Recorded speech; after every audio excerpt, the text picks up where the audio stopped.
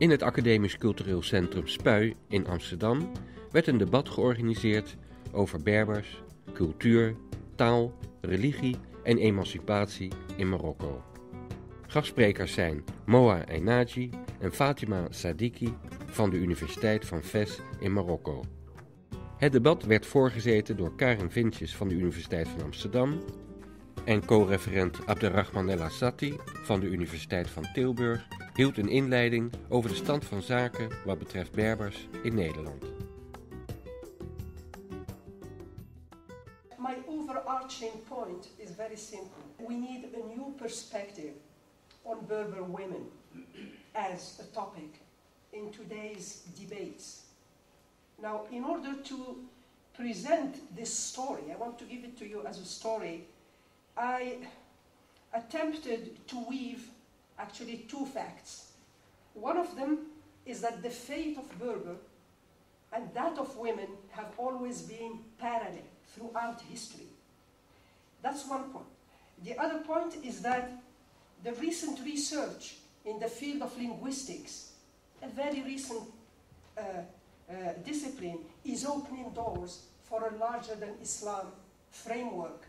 Let me start with the first point, that the fate of Berber and the fate of women are parallel.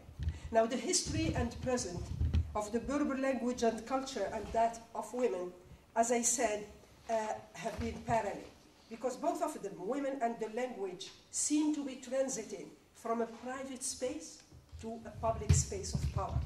We are witnessing this. It's very visible. Now, both Berber and women have been marginalized throughout history, during colonization, during state building, and both of them, for some reason, have been propelled to the forefront of the political scene almost synchronically now.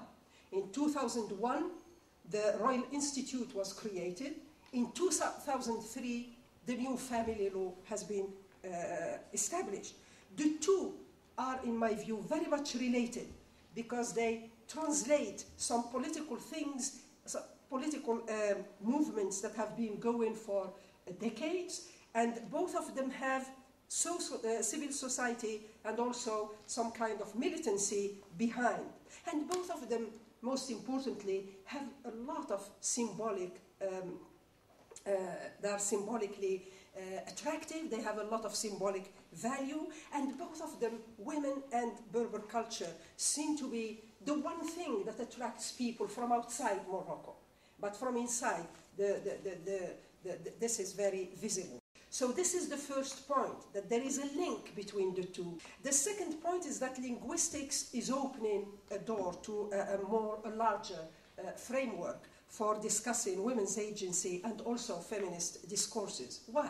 Because up to now, feminist writings on Moroccan women have been produced from a sociological, political, and literary, maybe journalistic also points of view or perspective. They seem to take Islam and Arabic as the framework. In my recent work, I adopt a linguistic and anthropological perspective. We don't have that, but I adopt it, which assumes the pre-Islamic era and Berber as a framework.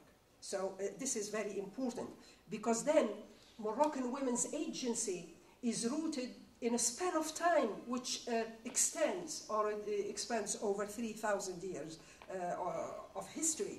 I am not saying that there has been like a break between the various historical phases, but I think that pre-Islamic legacy has been transformed by the Islamic legacy, and it's not dead, it's still there. You see it in rituals, in orality, in art, in carpet weaving.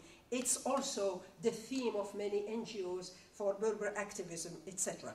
I would simply mention that the major reasons why Berber language and culture and women have been absent from research or from debates, there are reasons for that. I think that one important reason is that the official history in Morocco starts with Islam. This is what we learn at school. Official Moroccan history starts with the coming of Islam, coming of monarchy and Islam hand in hand. Okay, but the question is, Morocco was completely Islamized in the 11th century, but until now it's not completely Arabized. So that's also very important to know. So that's one reason for this absence. The second is Ibn Khaldun's influential work. Now, Ibn Khaldun is our historian in the Maghreb, and he really dichotomized this difference between urban and rural. It's very clear in his work, and I think this has had a lot of influence on the thinking, on all the thinking in the region. And being rural, it also has inherited this negative connotation associated with women also. So I think that's also all this, of course, within a patriarchal system, which is based on space, have resulted in the fact that orality, Berber women's orality, Berber rural women's orality, has been the poorest in the region. Now this took me directly to look at women in the pre-Islamic era. Now these women, I found to my surprise and also to my happiness that they were really agents of change in the pre-Islamic Morocco. They were leaders in the religious field, but also in the political field. We had queens, and a lot of the literature is very difficult to obtain. And a lot of what I do is very much based on archaeology. Take, for example, goddesses. The first goddess, Tanit, her name was Tanit. Well, we think sometimes that she disappeared, but she is still there in many rituals, especially the fertility ritual, where you have this shape of a circle and then horizontal, a triangle. If you look in the internet, you will Google her. She is still like that. She's called Tanit. At the more abstract level, we can say that Moroccan feminism, whether it's liberal or religious, I think will gain a lot by rooting itself in a larger than Islam framework. Because I don't think that Moroccan women's agency came about through the encounter with the West or even with the Mashriq, with the Middle East. I think that it's better rooted in its own history, because I am not saying that, for example, the influence of the West is very minimal. It's very big, but also the influence of the Mashriq, it's also illuminating, inspiring. But this, what the West, I mean the impact of the West and the impact of the Mashriq, the Middle East, you can see them in urban cities, but not in rural cities.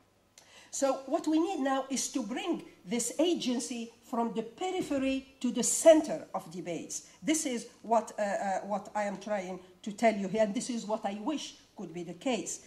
So to conclude, I would say that this talk is not a nostalgic plea. No, it highlights the fact that culture is not static, and it will never be static, and that the history and identity of Berber women needs to be more known, since only positive identities allow people to integrate and participate in societies, whether in home countries or in migrant countries. And I would say that it is also central, that women are central to these debates of Berber multiculturalism, etc. The factors that have ensured the maintenance of Berber as a language and culture are very much linked to women.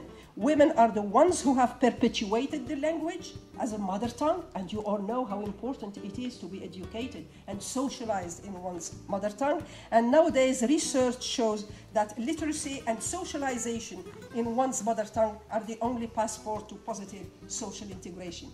Thank you very much.